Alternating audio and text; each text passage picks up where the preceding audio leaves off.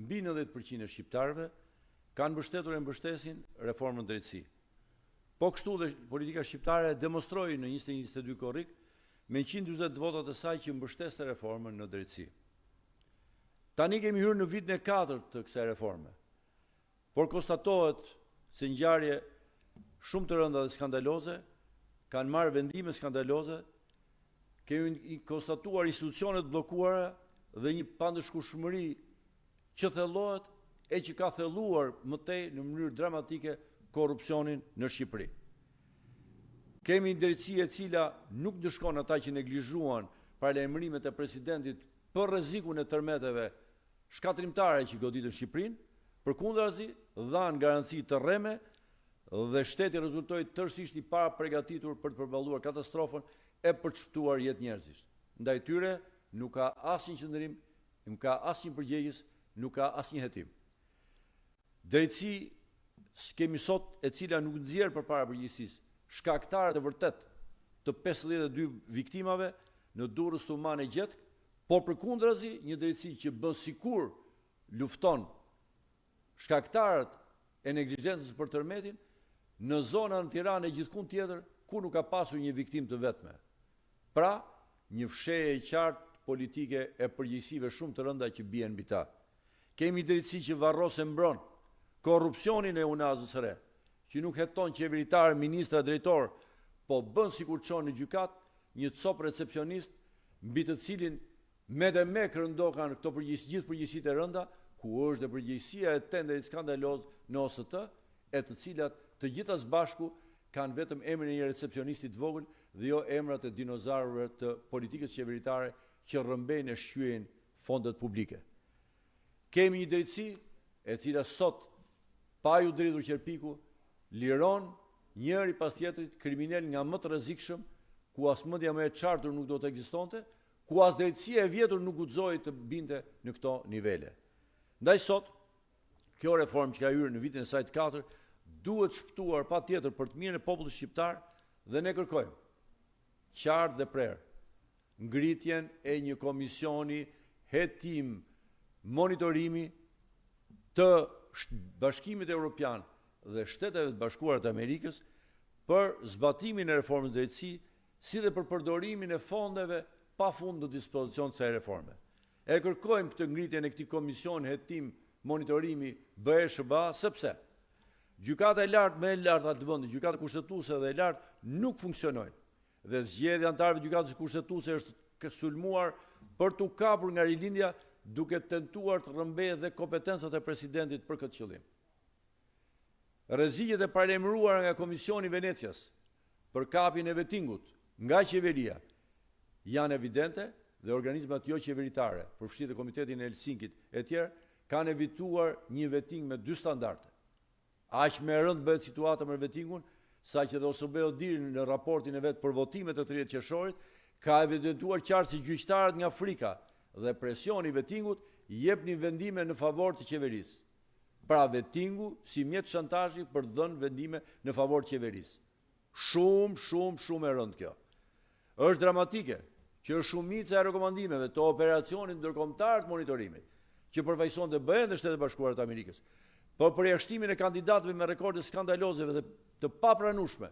për të zgjedhur në Këshillin e Lartë Gjyqësor dhe Këshillin e Lartë Prokurorisë, 2 prej 3 nga organet më të rëndësishme të qeverisë së gjyqësorit, u hodhën poshtë me arrogancë nga rilindja, ata u zgjodhen edhe në krye të këtyre institucioneve, të sapo krijuara. Nepotizmi dhe kapja politike drejtuesve të institucioneve nga rilindja është një fakt evident i qartë dhe flagrant. Bile 2 prej institucioneve nga më të rëndësishme, Këshilli i Lartë i Prokurorisë dhe Inspektori i Lartë i Drejtësisë, janë qartazi familjar të afërt të me rilindjen, duke hequr çdo lloj besimi të publikut se këtu do të kemi një drejtësi të paanshme dhe të shkëputur nga politika. Fare qartë që kunati i një ministre dhe vllai i një ministre tjetër nuk besoj se ka shqiptar që do të kishte minimumin e besimit që këta do të ishin paanshëm sa herë do të kishte çështje që lidhen me qeverinë. Qindra kandidat janë përjashtuar qëllimisht nga gara për institucionet duke eliminuar thelbin e reformës, konkurimin midis alternativave dhe mundësitë e reja që mjaft të rinj apo kuadro të rerë të përgatitur e të zotë hynin garë, duke katandisur garën në një kandidat për një vend, ashtu si rezultoi deri në institucionin më të lartë që ishte Gjykata Kushtetuese, duke çuar pra në zgjedhje të detyruara të palajmëruara që lejojnë kapjen e drejtësisë nga qeveria, kryeministri dhe rilindja. Këshilli i Emërimeve Drejtësi, një tjetër institucion i rëndësishëm në këtë proces, u kthye thjesht dhe vetëm në institucion të politikave personale me shkelje flagrante të ligjit nga ana e kryetarit saj, duke të cënuar transparencën e institucionit, gjë që është ngritur dhe nga avokati i popullit që ka paditur këtë institucion, duke ndërmarrë një seri veprime skandalozisht të palishme dhe antikushtetuese, duke humbur tërësisht besimin në një proces seleksionimi të paanshëm, të drejtë dhe që mundsonte garën e duke i hequr zemrën thelbit të reformës. Prandaj sot, më e rëndësishme se dje, po e përsërisim, është ngritja një komisioni hetim-monitorimi BE SHBA për reformë drejtësi, sepse bllokimi i Gjykatës Kushtetuese nga rilindja, për shembull, ka sjell pa ndëshkushmërinë e qeverisë për veprime që kanë shkelur rënd jo vetëm kushtetutën, por kanë sjell dëm me qindra milion parave publike, kanë sjell kufizime, dëmtime, rënim të lirisë së shprehjes dhe medias lirë, ka sjell rrëmbim të pronës së mira qytetarëve. Ka sjell gjithashtu mos funksionimi i gjykatës së lartë, mohimin e drejtësisë për mbi 35.000 dosje dhe lirimin e 10 kriminelve, duke shkaktuar dhe një destrukturim, shkatërrim të sistemit drejtësi, sepse i heq këtij sistemi shkallën më të lartë të ankimimit, shkallën e tretë, e duke kthyer de facto në një sistem vetëm me dy shkallë. Ku dhe në këto dy shkallë ka institucione mjaft të bllokuara, por praktikisht duke e bërë vetëm me dy shkallë.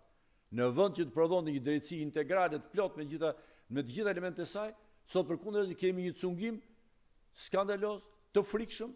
i papërfituar që mund të prodhojë dhe ky vazhdon të jetë i tillë edhe gati mbas 4 vjetëve që kjo reformë ka filluar. 10 milion euro, dollar, lek janë shpenzuar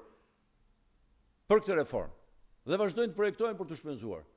Po është e qartë që rezultatet e saj janë shumë larg pritshmërive, asaj që kanë shpresuar, asaj që kanë dashur shqiptarët, dhe prandaj ne jemi të shqetësuar sot më shumë se sa më parë, sepse nuk duam që mbi 90% e besimit të shqiptarëve të kthehet në të kundërt, pasi vendi ka nevojë për një drejtësi të pavarur, të pakapur nga politika, si asnjëherë më parë, si inkurajim edhe për besimin e institucioneve dhe për të ecur para në integrimin evropian. Duke përfunduar, deshëm të rrisë se theksojmë edhe një herë se ngritja një komisioni monitorimi, BE SHBA, për hetim-monitorimin e kësaj reforme, është shumë nevojshëm për të dhënë përgjigje disa pyetjeve të mëdha. Pse u shkelën në mënyrë flagrante të gjitha fatet kushtetuese të vendosura në Kushtetutën e Shqipërisë? Kush është përgjegjës për to? Pra kush e ka marrë përgjegjësinë? Si e kreu? E si duhet përgjigjen shkelësit të këtyre fateve në raport me ligjin?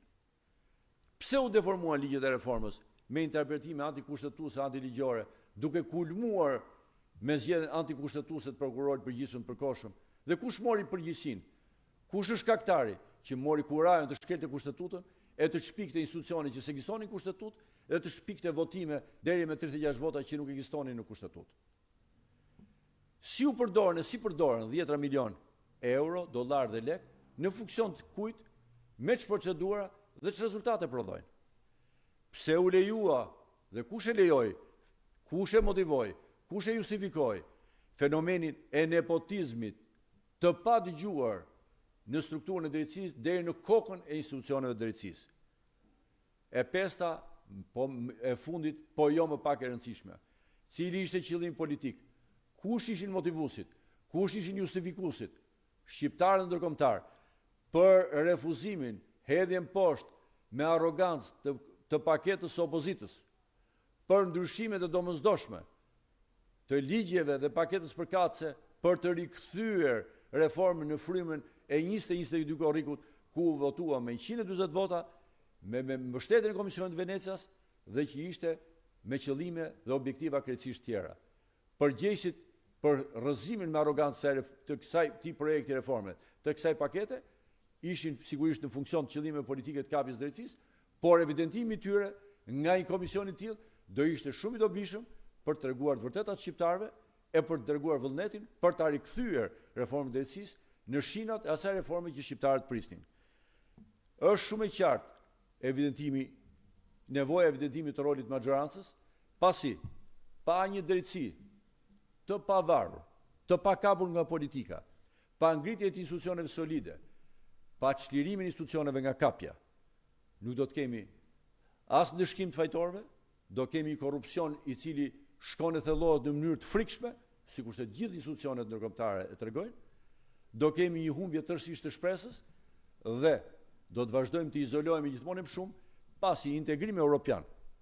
pa një drejtësi të pavarur e të pakapur nga politika, nuk ka dhe nuk mund të ketë, ndaj dhe jo rastësisht, dy nga kushtet e Bundestagut janë ngritja e Gjykatës Kushtetuese dhe Gjykatës Lartë, të cilat vazhdojnë të bllokohen me qëllim, apo të luftohet për të kapur deri në fund nga maxhoranca, duke mbajtur Shqipërinë jashtë Europës e duke thelluar krizën ekonomike, politike dhe shoqërore në vend.